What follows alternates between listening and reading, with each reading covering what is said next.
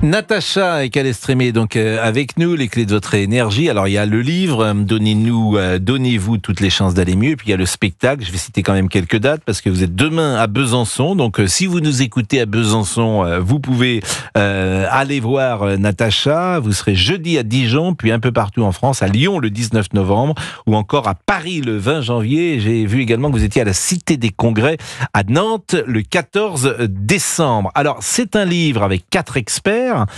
Pour expertiser précisément la médecine conventionnelle, mais aussi la médecine complémentaire. Et vous dites des choses, moi, qui m'ont effectivement un peu surpris sur la médecine. Les experts, je pourrais les citer d'ailleurs, c'est les professeurs ou docteurs Janssen, Osterman, Mansoui et Besson. Et vous dites, nous avons développé une médecine morcelée qui s'adresse à un individu morcelé et que l'on traite de façon morcelée. C'est très dommageable. Cette médecine qui oublie les liens et les interactions est une médecine coupée de la vie. Cette tendance est probablement renforcée par le fait que les moyens thérapeutiques toujours plus sophistiqués participent à la logique consumériste sur laquelle notre économie s'est développée et continue de prospérer.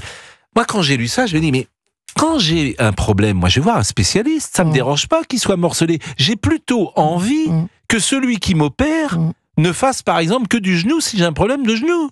Oui, bien sûr, c'est vrai que la spécialité, elle est fondamentale et heureusement qu'elle est là. Néanmoins, je cite, ce propos-là, c'est cité par les médecins eux-mêmes, puisque c'est professeurs. Moi, je cite les professeurs de médecine, et ils disent, il y a un exemple probant, en fait, où il y a une femme qui vient pour un problème de cœur, et puis elle dit, j'ai une énorme douleur au ventre. Et on lui dit, mais attendez, là, on s'occupe de votre cœur. Et une fois que le problème de cœur est fini, on la ramène chez elle, et au bout de 15 jours, elle revient au même hôpital à cause d'une inflammation au niveau du ventre qui est gravissime, et elle passe à quelques secondes de la mort. Et une fois qu'on la guérit, on oublie les médicaments pour le cœur. Et elle manque de mourir à chaque fois parce que en fait les informations ne sont pas connectées et on peut pas en vouloir en plus à l'hôpital parce que eux ils font ce qu'ils peuvent en plus avec les moyens du bord. Mais aujourd'hui on dit le cancer de la chambre 12, c'est-à-dire on est complètement désincarné, la prostate inflammée de la chambre 13. Donc on n'est plus qu'une partie d'organes, et le problème c'est qu'aujourd'hui eh bien il y a les émotions. Et la psychoneuro-endocrino-immunologie, c'est la science qui relie le psychique des hormones du système immunitaire. Et elle dit, il suffit d'un simple stress pour faire chuter notre immunité, ce qui nous rend sensibles aux virus, aux microbes et aux bactéries. Donc, ça veut dire quoi ? Ça veut dire que cet émotionnel qui fait partie de notre vie, vous, Pascal, vous vivez des choses, parfois c'est difficile, parfois tout va bien, on en est tous là, moi la première, et c'est vrai que souvent, quand on va voir le médecin, ça vaudrait la peine peut-être de se demander qu'est-ce qui s'est passé. Et j'en parle dans le spectacle, qu'est-ce qui s'est passé juste avant, qui est-ce qu'on a rencontré juste avant. Ça, un bon généraliste, il le fait a priori. Il vous interroge avant de vous déshabiller. Mais absolument, mais vous venez de dire un généraliste, c'est pas un spécialiste. Le généraliste, il est plutôt bon là-dedans. Exactement. Dans cette écoute-là. Mais absolument, de l'intérêt d'un généraliste. Mais alors, qu'est-ce que vous faites dans le spectacle ? Vous faites de l'interaction avec le... Alors, en fait, si vous voulez, moi au départ, je suis journaliste, comme vous l'avez dit. Je pensais pas arriver un jour au développement personnel. Vous m'auriez dit ça, j'aurais éclaté de rire. J'ai eu une série d'épreuves. Bon, comme tout le monde, perdu mon emploi, j'ai l'argent qui va avec, ma petite sœur est décédée, ma meilleure amie aussi, double hernie discale, mon corps a lâché. C'est pas si fréquent quand même, tout le monde n'a pas... Voilà, parce que vous êtes jeune quand même et tout le monde n'a pas... Non, je suis pas si jeune que ça, je suis plus vieille que vous, bon, bref, c'est la clé de mon énergie. Bon, bref. Non, mais ce que je veux dire, c'est que je vis toutes ces épreuves, je vais voir mon médecin pour ma double hernie discale et j'ai toujours mal. Et là, je me souviens que pour le magazine Géo et puis pour France Télévisions, j'ai interviewé des chamans qui m'ont partagé leur rituel que j'ai trouvé bizarre, étrange. Je me suis dit, il faut être un peu naïf pour imaginer que ça va marcher. J'ai plus que ça, j'essaye et je guéris. En 3 mois, je remarche sans avoir été opérée. Là, je me dis, bon, il y a un truc. Et mon côté cartésien reprend le dessus. Je me dis, n'importe quoi, c'est de la chance. Et finalement, j'ai tous mes proches qui me contactent pour me dire est-ce que tu peux m'aider, j'ai un problème d'anorexie, j'ai un problème de mal au dos. Et je dis mais je suis journaliste les gars, je les aide et ça marche aussi pour eux. Et là je me dis mais... Et ce chaman vous le trouvez où ? C'est les chamans. Vous les trouvez où ? Je suis allée au Pérou, je suis allée en Australie, je suis allée... C'est pas au coin de la rue ? Partout. Et ils ont tous le point commun, Pascal, c'est que en fait, ils disent tous que quand on perd de l'énergie, on perd quelque chose de subtil à l'intérieur de nous qui s'échappe. Et c'est qu'en fait, quand on reçoit un choc, il y a une partie de nous, de notre énergie qui s'échappe. Voilà. Et donc, eux, ils ont des techniques pour récupérer. C'est quoi un chaman? C'est une forme de guérisseur, on pourrait dire ici, une forme de guérisseur. Et en fait, moi, je vais proposer des ateliers. Donc, vous en avez rencontré combien pour l'hernie discale? Ah non, mais pour l'hernie discale, personne. C'est-à-dire qu'en fait, moi, j'ai toutes ces techniques des chamans que j'ai interviewés des années plus tôt. J'ai tout noté. Pourquoi ils se sont confiés à moi en me disant je sais pas trop. Et c'est au moment où je vais voir le médecin où ça passe pas, je me dis bon et ce qu'il m'avait proposé là, peut-être je pourrais essayer, donc j'essaye. Ah oui, d'accord. C'est parce que vous l'aviez rencontré avant. Bien avant, des années plus tôt. Mais qu'est-ce qu'il vous avait proposé concrètement? Ce sont des rituels tout simples.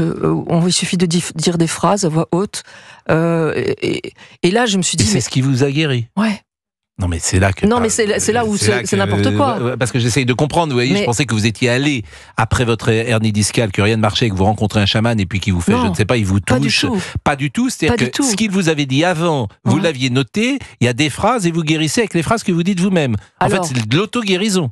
Exactement. Et dans le livre Donnez-vous toutes les chances, les professeurs de médecine, on évoque justement le pouvoir de l'auto-guérison et comment on fait pour augmenter le pouvoir de notre cerveau. Alors ça paraît complètement débile, non. Mais moi j'ai essayé de comprendre parce que j'ai quand même côté cartésien et je me suis dit comment ça peut marcher simplement de dire des phrases comme ça. En fait notre corps il est constitué de milliards de molécules. Et une molécule c'est quoi? C'est plusieurs atomes. Un atome c'est 0,01% de matière, le noyau. Et 99,99% d'énergie d'information. L'énergie qui est liée à la matière, E égale MC2, on le sait, dès qu'il y a la matière, il y a l'énergie, et l'information qui permet à la matière d'avancer dans la bonne direction. Et finalement, dire des phrases spécifiques, c'est quoi? Ce sont des mots, donc de l'information, dites avec une certaine intention, une certaine énergie.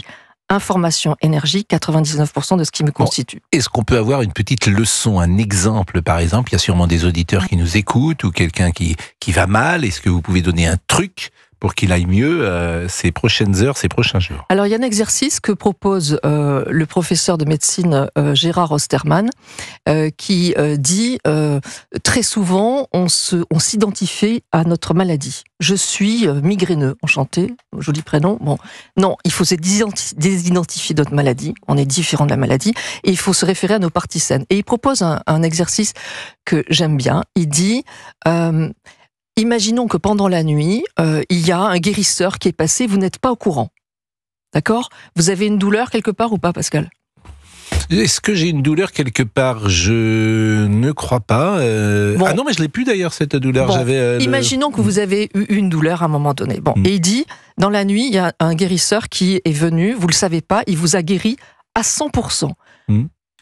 Qu'est-ce qui, le matin au réveil, qu'est-ce qui va vous permettre de réaliser que vous êtes guéri? J'ai plus mal. Voilà. Qu'est-ce qu'il pourrait y avoir d'autre? On se dit, tiens, je me sens mieux. Après, quelle est la première personne de votre entourage, pas vous, mais de votre entourage qui va se rendre compte que vous êtes totalement guéri?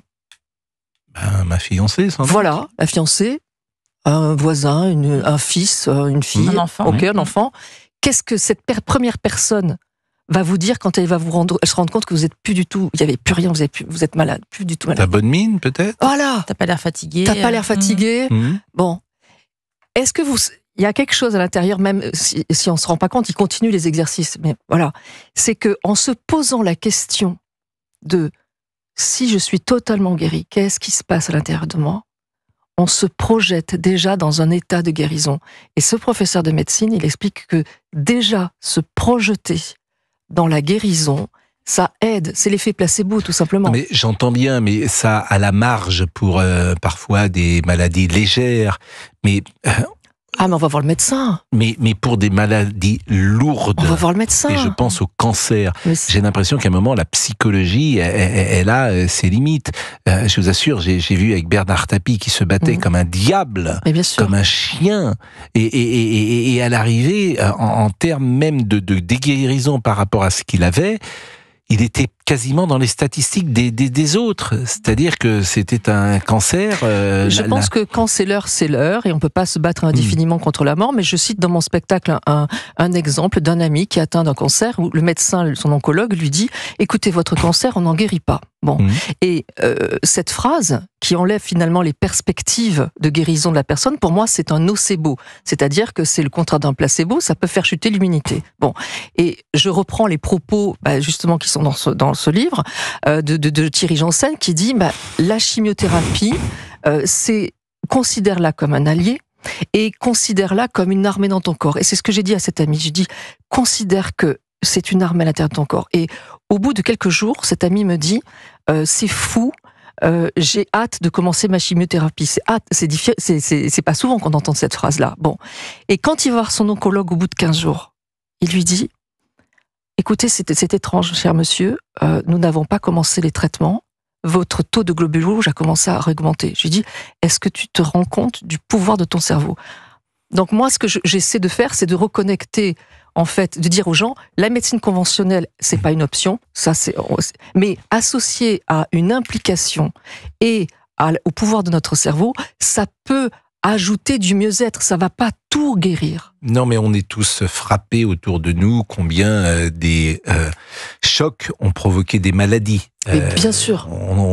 Bien sûr qu'on a tous ces exemples-là. Dans le temps, d'ailleurs, on disait il se fait du mauvais sang. C'était des vieilles expressions comme ça. Votre livre est vraiment passionnant. Malheureusement, on n'a pas le temps d'aller davantage. Mais lorsque vous dites trouver là où les causes profondes d'une maladie est un fameux défi, jusqu'où faut-il pousser des investigations? C'est une question que vous posez. Et le professeur Janssen dit certains thérapeutes s'intéressent aux aspects transgénérationnels. Ils essaient d'identifier les causes psychologiques et les habitudes comportementales à l'origine des maladies en examinant les événements de la petite enfance et les croyances familiales, les loyautés aux ancêtres, les héritages toxiques. Plus on explore le champ transgénérationnel, plus on est impressionné par les répétitions d'événements et de maladies d'une génération à l'autre, parfois selon une chronologie précise, comme s'il existait un calendrier inconscient au sein des familles. Cela peut être destiné à révéler des souffrances inscrites dans un lointain passé. C'est une très bonne voie d'exploration. Ça me fait super plaisir que vous me disiez ça, parce que c'est un peu mon domaine de prédilection, et c'est vrai que l'émotionnel, c'est super important, et c'est dommage parce que là, il y a un exercice que je fais faire dans mon spectacle, on aurait pu faire. Mais on pourra vous réinviter, parce que c'est vrai que c'est trop... Je trouve que... Sur le travail, il y avait un truc à faire génial. Cette partie est trop courte, je le dis à chaque fois. Laurent Tessier. Oui, Laurent, on a eu la même conversation l'autre jour. C'est vrai que c'est trop